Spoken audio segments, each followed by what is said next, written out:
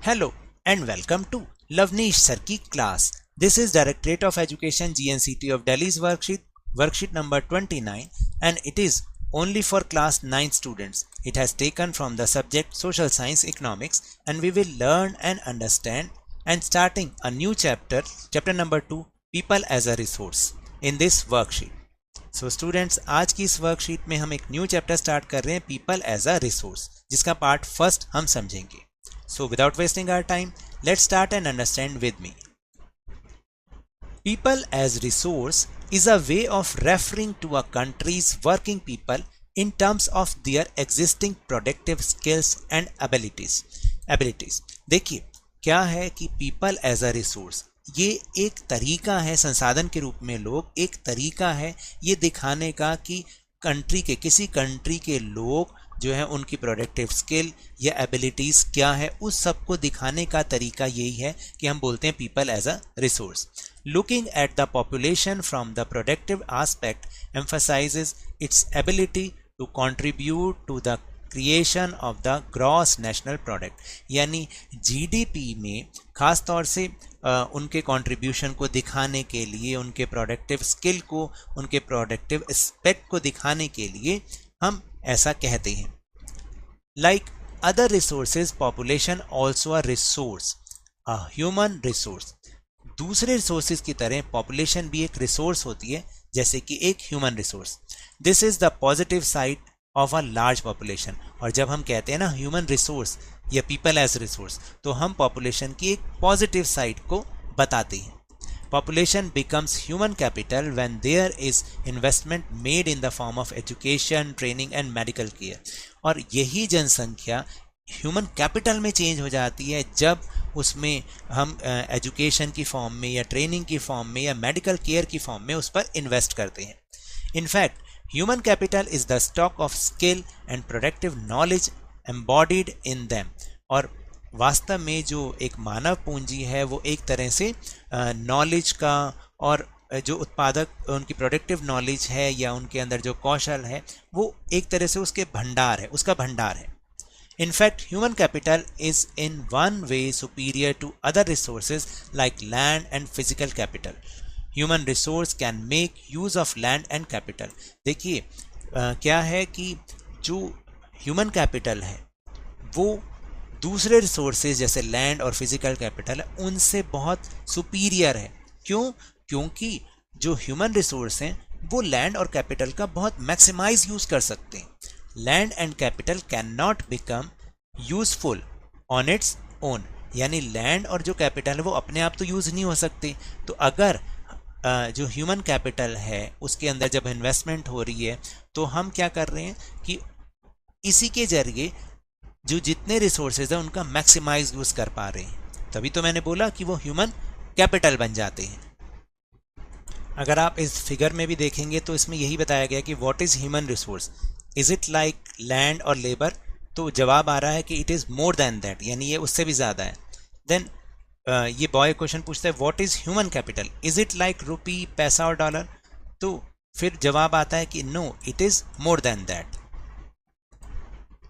When human resource is further developed by becoming more educated and healthy, we call it human capital formation that adds to the productive power of the country just like physical capital formation.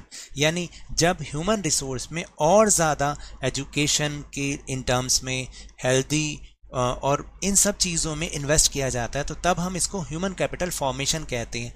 क्योंकि just like physical capital formation होता है, ये भी जो country के productive power में increase करते हैं, ऐड ऑन करते हैं. A large population can be turned into a productive asset by investment in human capital.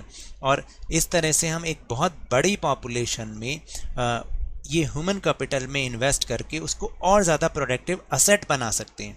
The quality of the population decides the growth rate of the country. और जो हमारी population की quality है यही decide करती है कि कंट्री की ग्रोथ रेट क्या होगी. Literate and healthy population are an asset. जो लिटरेट यानी पढ़े लिखे और स्वस्थ लोग होते हैं, स्वस्थ जनसंख्या होती है, वो हमारे देश के लिए एक असेट है.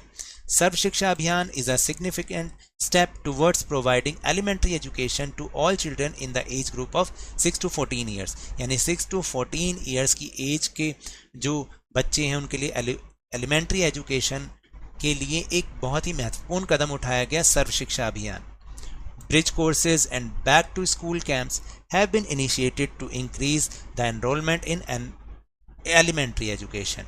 एलिमेंट्री एजुकेशन में और ज़्यादा उसको बढ़ावा देने के लिए ब्रिज कोर्सेज स्टार्ट किया, back to school camp start किया गया. और इसी में ही एक और इम्पॉर्टेंट प्रोग्राम है mid day meal. Mid day meal scheme has been implemented to encourage attendance and retention of children and improve their nutrition status. और मिड डे मील स्कीम को इसलिए शुरू किया गया ताकि अटेंडेंस को एनकरेज किया जा सके और जो चिल्ड्रन की न्यूट्रिशन स्टेटस है, उनका जो पोषण स्तर है, उसको बनाए रखा जा सके. So will move on question answer section. First question is what do you understand by people as a resource. So here is your answer number 1. आप इसको यहां से लिखेंगे. Answer number 1, people as resource is a way of referring to a country's working people in terms of their existing productive skills and abilities. यहां तक. Second question, is human resource different from other resources like land and physical capital etc. तो आप यहां से लिखेंगे. आप इसको human capital की जगह ह्यूमन रिसोर्स भी कर सकते हैं. ठीक है, रिसोर्स. तो यहां से आप आंसर नंबर 2 लिखेंगे.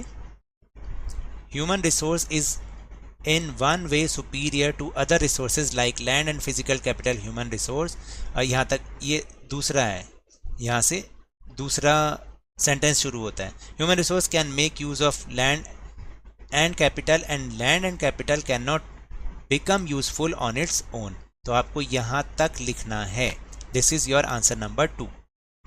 Now third question, throw light on the role of education in human capital formation. तो इसका आंसर तो आपको यही मिल जाएगा. आंसर नंबर 3 है ये. When human resource is further developed by becoming more educated and healthy, we call it human capital formation that adds to the productive power of the country. Just like physical capital formation, a large population can be turned into productive asset by investing in human capital. यहाँ तक. Now question number 4, dash scheme was implemented to improve the retention and nutritional status of children. तो यहाँ पे क्या आएगा? Mid day meal. Mid day meal, MEAL. ठीक है. और last is human capital is a human resource is a positive aspect. Positive aspect of large population.